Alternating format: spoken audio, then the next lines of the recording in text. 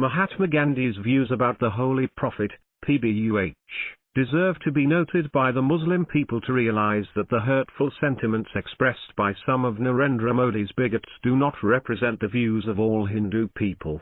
There are saner minds which can rise above petty prejudices to speak the truth. Mohandas Karamchand Gandhi was by all standards a great man, and few people know that the founder of Pakistan, Muhammad Ali Jinnah, despite the acute political differences between them, greatly admired him, as once remarked by Dina Wadia, the Quaid-i-Azam's daughter. They also had a common mother tongue.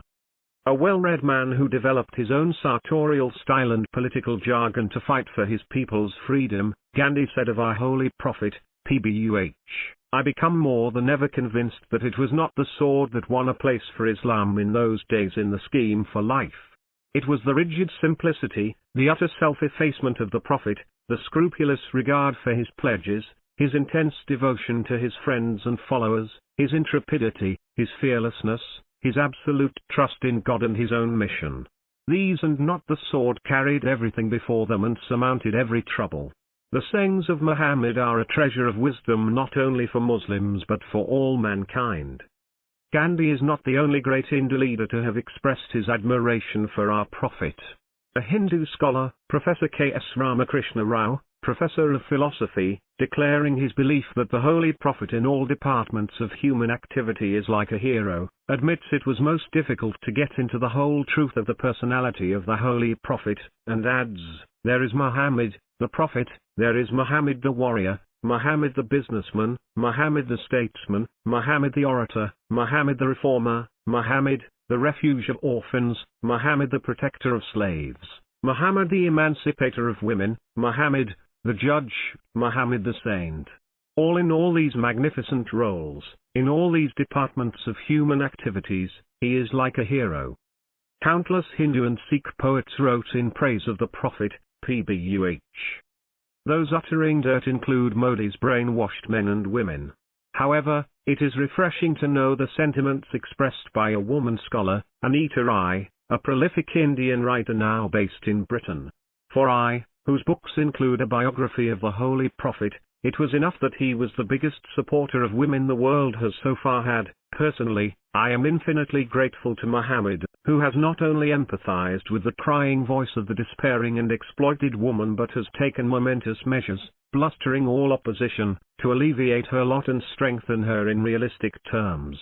For ages and ages, a woman had found herself begging and groveling in front of her male master, with her heart-wrenching pleas for justice remaining unheard and unaddressed. Muhammad had changed this forever.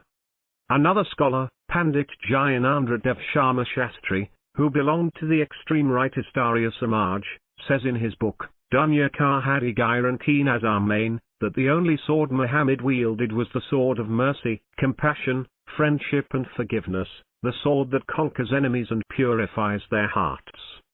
There are also countless Hindu and Sikh poets who wrote nats. Space constraints do not permit us to go into the details, but a poet and a great man who deserves to be mentioned was Maharaja Kishan Purshid Bahadur, the Prime Minister of Hyderabad state. He wrote nats in Persian, and such was his scholarship that Allama Muhammad Iqbal made changes in the Javadnama, his Persian epic, on Kishan Purshid's suggestions. On a larger plane, it is worthwhile to know that Jewish scholars and leaders have seldom made unkind remarks about the Holy Prophet, basically because Islam and Judaism are the only two religions which have an uncompromising, unadulterated belief in one God. Arab Christians are a category apart. Their devotion to the Holy Prophet, PBUH, is evident from the fact that some of the most ardent defenders of Islam were Arab Christians, Philip K. Hitti, Albert Aurani, and Edward Said. As for European scholars' hostility towards Islam, the profundity in the remark by Edward Gibbon is telling. The Christian West, he said, resented the fact that the Prophet did not allow himself to be crucified by his enemies. He only defended himself, his family and his followers, and finally vanquished his enemies. Muhammad's success is the Christian's gall of disappointment. He did not believe in any vicarious sacrifices for the sins of others. I believe this remark is contained in his classic The Decline and Fall of the Roman Empire. which I read only once. The writer is Dawn's external ombudsman and an author. Published in Dawn, July 8, 2022.